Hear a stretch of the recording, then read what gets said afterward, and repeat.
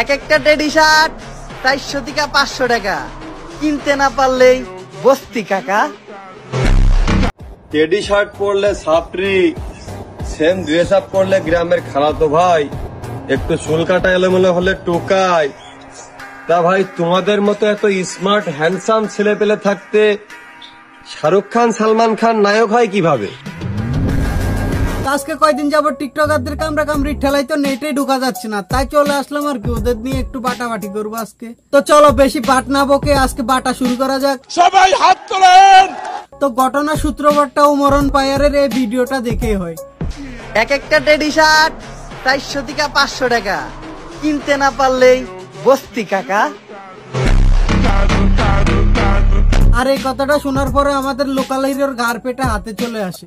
Teddy shirt পরলে ছাপরি, same dress up করলে গ্রামের খালাতো ভাই, একটু চুল কাটা এলোমেলো হলে টোকাই।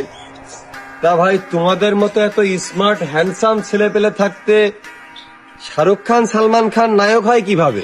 ভাই আমারও সেম প্রশ্ন, তোদের মতো মহাজ্ঞানী লোকরা থাকতে আনোয়ার পাশা, গোবিন্দ চন্দ্র দেব এদের মতো লোকরা বুদ্ধিজীবী হয় কি করে?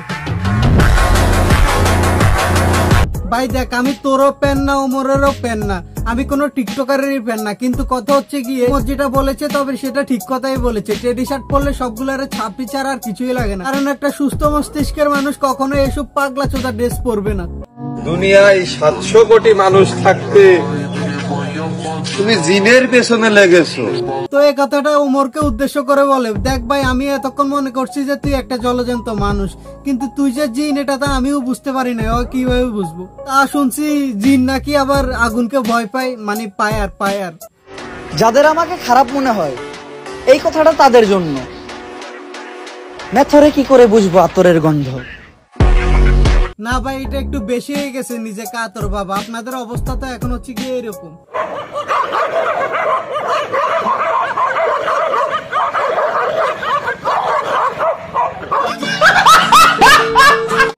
আমি মনে করি সুখে থাকার গোপন রহস্য হলো বোকাদের সাথে তর্ক না করা।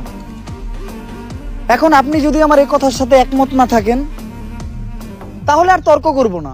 না ভাই আপনি সবই বুঝেন কিন্তু নিজের লাইফে অ্যাপ্লাই করেন না। বাংলাদেশে একটা প্রবাদ আছে, কি জানেন তো? হুজুর যা করে সব সওয়াব, কিন্তু আপনি নিজেকে এখন হুজুর ভাবতেছেন। তাই বলছি ভাই ওই জিনিসগুলো নিজের লাইফে একটু অ্যাপ্লাই করেন, আমরা সাধারণ মানুষ তাহলে বেঁচে যাই। ওরা আগে যা একটু নুরাপাতি সানি লিওনের গান টান সামনে আসতো, এখন তো ফিটের মধ্যে আপনাদের এই বালছাল ভিডিও ছাড়া কিছুই আসে না। এমনি করে কি করে হবে? এই ভ্রমরের অবৈধ সন্তানরা পরিবেশ শান্ত রাখ, আমারে চেতাইস না।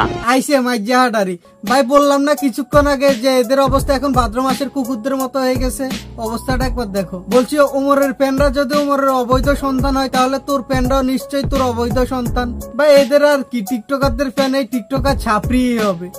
বলছি ভাই তুই একটু সাবধানে থাকিস, না হলে দেখবি কখন ওমরের প্যানরা তোর প্যানরা একসাথে হয়ে তোর বিচিগুলো অমলেট বানিয়ে তোকে খাইয়ে দিবে।